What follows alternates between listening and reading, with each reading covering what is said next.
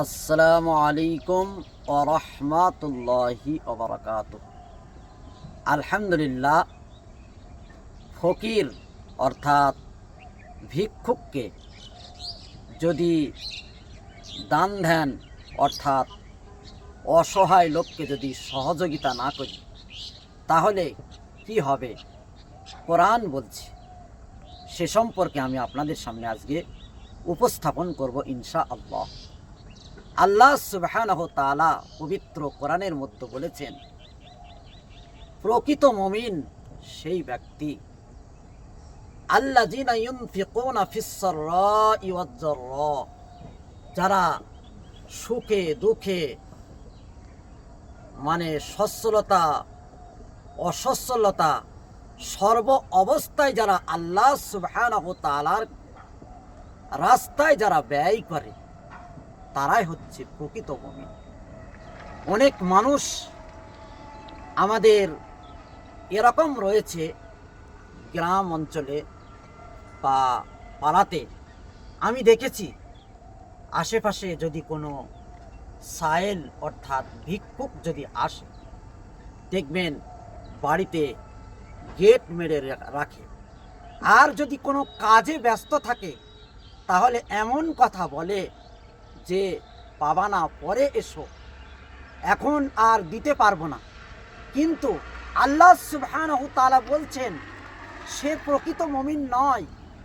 মুমিন হচ্ছে সেই ব্যক্তি সাররাই ওয়াজ যাররা, যে সর্ব হালতে সর্ব অবস্থায় আল্লাহর রাস্তে নিজেদের ধন সম্পদকে ব্যয় করে, সেই হচ্ছে আল্লাহর খাতায় প্রকৃত মুমিন। আর আরেকটি, সেটা হচ্ছে যে ব্যক্তি ওয়াল কাযিমিনাল গায়জ, যে ব্যক্তি নিজের রাগকে হজম করতে পারে, সেই হচ্ছে প্রকৃত মুমিন।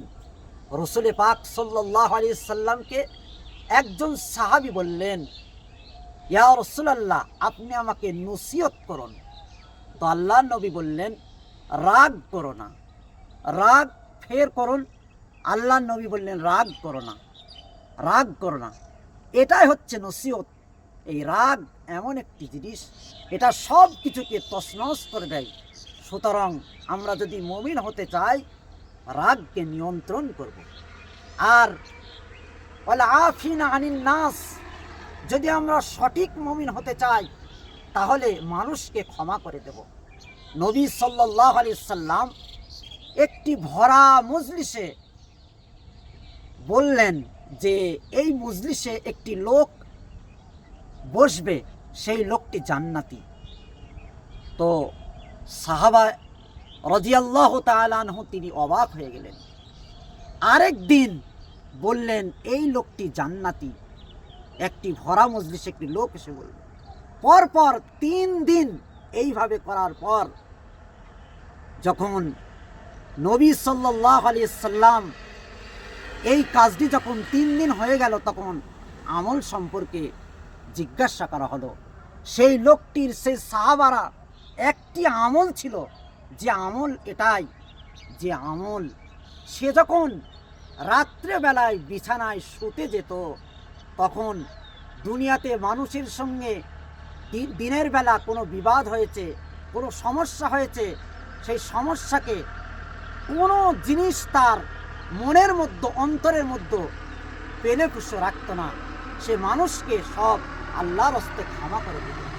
মহতারাম ভাই, তাই আমরা যদি এই কাজগুলো করতে পারি, আল্লাহ সুবহানাহু ওয়া তাআলা বললেন আল্লাহু ইউহিব্বুল মুহসিনিন, এরাই হচ্ছে আল্লাহ সুবহানাহু ওয়া তাআলার সঠিক বান্দা। আল্লাহ সুবহানাহু ওয়া তাআলা আমাদেরকে এই কথার প্রতি আমল করার তৌফিক দান করুক। আল্লাহুম্মা আমিন।